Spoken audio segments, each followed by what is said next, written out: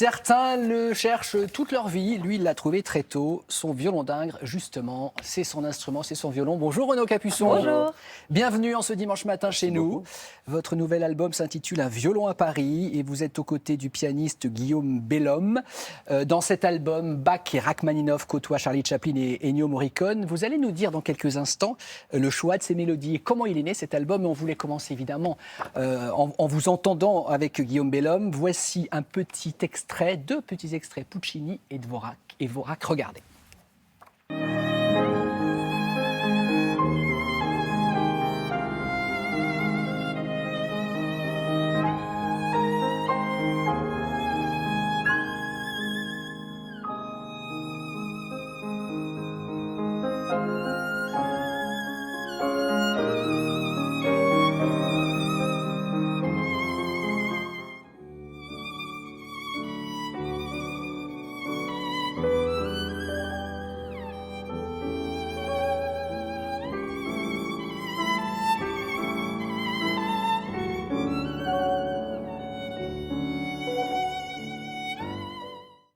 Alors, un violon à Paris, finalement, c'est un peu votre album Covid. Alors, c'est pas forcément très joyeux de le dire comme ça, mais il est né de cette manière-là. Ah, il est né de cette manière-là. En fait, je devais le faire tout de suite après, et puis j'ai préféré attendre. Et en fait, c'est surtout pour remercier ce public qui nous a suivis par milliers, vraiment chaque jour. C'était totalement incroyable pour nous. Parce que ces morceaux, tous ces morceaux, vous les avez joués Oui, tous les jours, matins, à la même heure.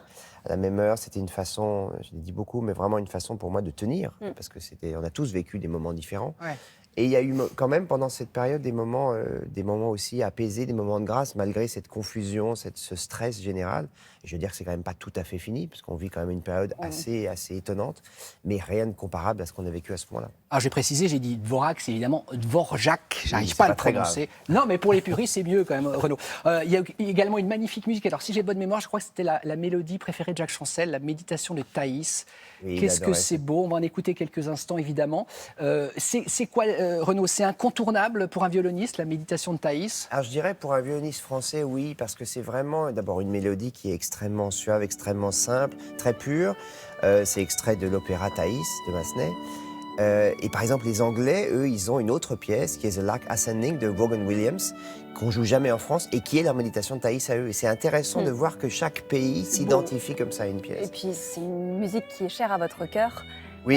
parce que vous la jouiez à votre grand-mère. En fait, oui, elle me disait tout le temps, joue-moi le morceau que j'aime bien. Elle se souvenait jamais du titre, elle connaissait pas la musique, mais elle s'asseyait dans son fauteuil, je lui jouais et elle pleurait. C'était absolument immédiat et ça depuis que j'avais 8 ou 9 ans. Alors, je ne savais pas au début si elle pleurait parce que c'était immonde, parce que j'étais très petit et que je ne jouais pas très bien.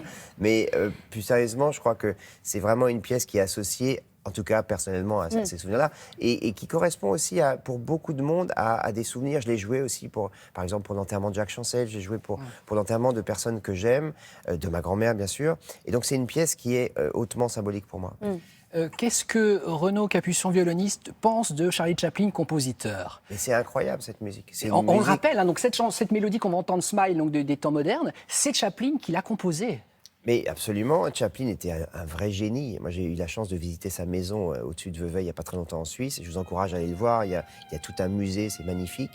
Et on se rend compte à quel point cet homme était un visionnaire. Un génie. Ça fait partie de ces gens. Oui, un génie. Vous savez, c'est comme quand on rencontre Federer, on comprend qu'il aurait fait autre chose que du tennis. Il aurait été quand même un génie. Il y a Vous allez faire plaisir ça. à Thomas Oui, c'est Soto. ça, vous partagez Absolument. cette Thomas cet Kahn. Mais amour. non, mais vraiment, il y a des personnalités comme ça qui allient charisme, intelligence, bienveillance et qui, quoi qu'ils fassent, sont des gens qui dégagent quelque chose. Et Chaplin, évidemment, était un dieu pour ça. On le disait, aujourd'hui, évidemment, la situation elle n'est pas la même que lorsque vous jouiez ces morceaux pendant le confinement. Néanmoins, elle reste fragile. Vous êtes dans quel état d'esprit aujourd'hui? Cet album, il est plus utile que jamais, on se dit ça? Oui, moi je suis ce qu'on peut dire en attente, à la fois en résilience et en même temps en avance, en permanence en train de voir le futur. Mais il faut être très prudent. J'ai des semaines qui s'annulent, comme tout le monde. Il y a des effets dominos. Il y a beaucoup de concerts qui sont annulés en France parce que des orchestres étrangers ne veulent pas venir, parce qu'ils voient que c'est rouge en France. Donc il y a une sorte de situations extrêmement chaotiques, en fait. Et il faut, dans ce cas-là, tenir la barre et essayer de naviguer à vue. C'est vraiment ce qui se passe. On a la chance, nous, musiciens, d'avoir la musique qui nous porte, qui nous aide. Par exemple, hier, j'ai remplacé quelqu'un à Paris. On m'a prévenu 2 jours avant. C'est quelqu'un qui ne pouvait pas venir des États-Unis. Et donc, moi, j'ai joué parce que j'étais là. Donc, ça crée aussi des bonnes surprises parfois. Oui.